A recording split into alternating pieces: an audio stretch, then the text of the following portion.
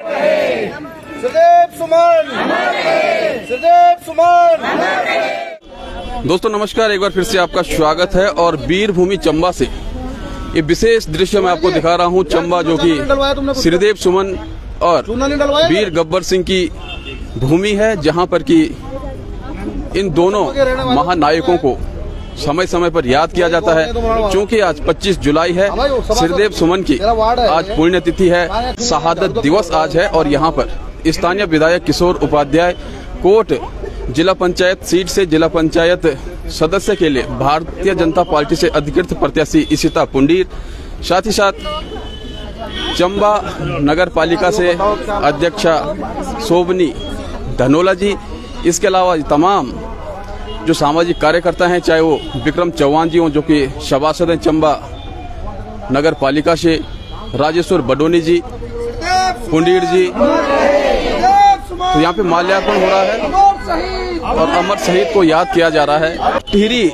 रियासत से श्रीदेव सुमन ने जिस प्रकार से लोहा लिया, जिस प्रकार से लोकतंत्र के लिए उन्होंने आवाज उठाई, तो आज अमर बलिदानी श्रीदेव सुमन को इस रूप में याद किया जाता है। और स्थानीय विधायक किशोर उपाध्याय जी अब आगे बढ़ रहे हैं। सर, सबसे पहले आपको सादर प्रणाम करेंगे और हार्दिक स्वागत है आपका। आपका गृह क्षेत्र है, स्थानीय विधायक हैं, क्या कहना चाहेंगे? श्रीदेव सुमन का स्मारक चंबा में बन चुका है और जौल गांव में भी उनके दो स्मारक हैं।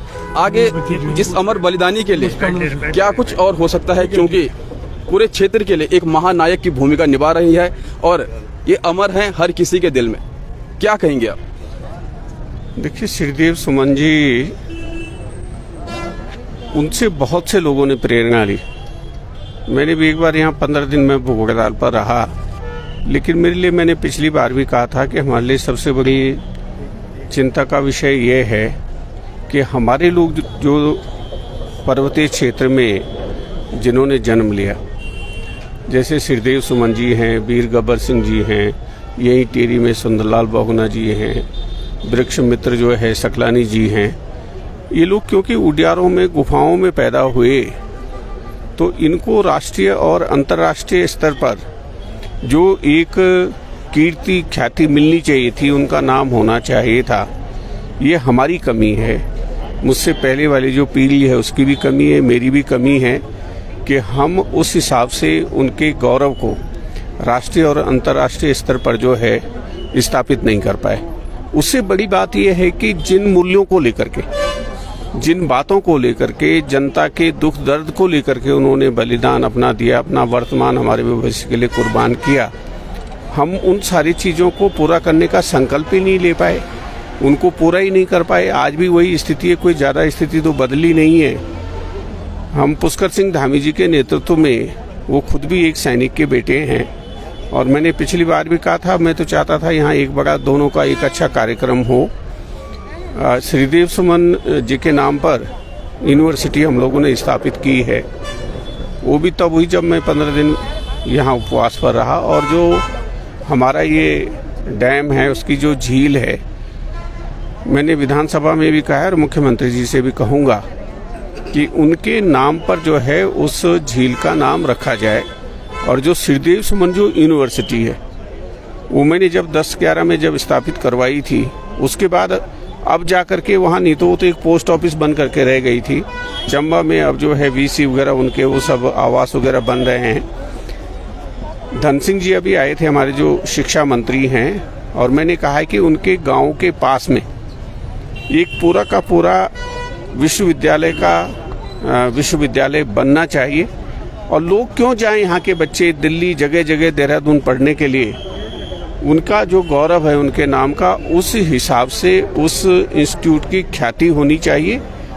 आए ना लोग, विदेश के लोग आए पढ़ने के लिए यहाँ, तब तो उसका कोई फायदा है। तो मेरी कोशिश रहेगी और आप सबका अगर सहयोग रहेगा, सबसे बड़ी बात है जनता का सहयोग। जब यहाँ से यूनिवर्सिटी गई हमारी ये वानिकी और औद्यानिकी की, यहीं बैठे थे हम लोग, 50 लोग जो है इकट्ठे नहीं हुए चंबा से, तो हमारे बच्चों के भविष्य की हितों की रक्षा के लिए जनता को भी उसमें जो है थोड़ा सा सहयोग करेंगे, तो मेरे विचार से जितनी भी उन लोगों के मन में भावनाएं थी यहाँ के लिए, उन भावनाओं की रक्षा कर सकते हैं। बिल्कुल भावनाओं की रक्षा कर सकते हैं। और सर, श्रीदेव सुमन के दो स्मारक जौल गांव में है, उसके संबंध में आप क्या कहेंगे? क्या दोनों को आगे डेवलप किया जाएगा या फिर किसी एक पर विशेष ध्यान दिया जाएगा? आगे जो आज का आपका प्रोग्राम है, क्या वो जौल में भी है या फिर चंबा तक ही सीमित है? नहीं, मैंने उसमें ये कहा था कि हमारे यहाँ थोड़ा सा जरा अलग से भी परिपाटी है। जन्मदिन मनाया जाता है, शहादत वाला दिन तो एक दूसरी तरह की भावना रहती है ना, बरसी थोड़ी मनाई जाती है किसी की। तो मैंने ये कहा था कि हम उनके जन्मदिन पर कार्यक्रम करें। और मैंने ये कहा था कि भाई हर जगह भी कर रहे हैं, दिल्ली में भी लोग कार्यक्रम कर रहे हैं, मुंबई में कर रहे हैं, देहरादून में कर रहे हैं। तो मैंने कहा जन्मदिन हम यहाँ उनकी जन्मभूमि में मनाएं और उसको एक अच्छा स्वरूप दें। जहाँ पर उनका जन्म हुआ, जो उनका घर है, उसकी देखभाल करें। और जहाँ पर उनकी मूर्ति है वहाँ पर पिछली बार मैंने वो भी बनाए थे 2-3 कमरे और उसकी व्यवस्था भी की थी। मेरी कोशिश है कि उसको सड़क के स्तर पर ला करके और एक बड़े स्वरूप में उसको स्थापित किया जाए। सर, आपने बोला मूर्ति बनाई है, वहाँ पे कमरे बनाए हैं, लेकिन जो मुख्य समस्या आती है वो रखरखाव में आ जाती है, क्योंकि वहाँ पे एक ग्राउंड भी है, गांव में स्मारक भी है। उसके रखरखाव के लिए क्या कुछ हो सकता है? नहीं, ग्राउंड वाला उस समय देखो, मैं किसी पर कोई टिप्पणी नहीं करना चाहता किस भावना से वहाँ पर बनाया गया।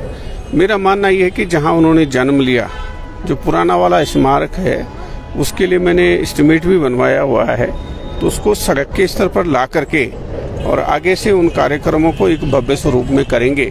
सवाल कार्यक्रम करने का नहीं है, सवाल ये है कि जिन संकल्पों को लेकर के उन्होंने संघर्ष किया, सबसे बड़ा काम उनका स्त्री शिक्षा के, नारी शिक्षा का रहा। उन्होंने खुद जो है, और मेरा तो उनकी जो पत्नी थी स्वर्गीय सुमलता जी जो हैं,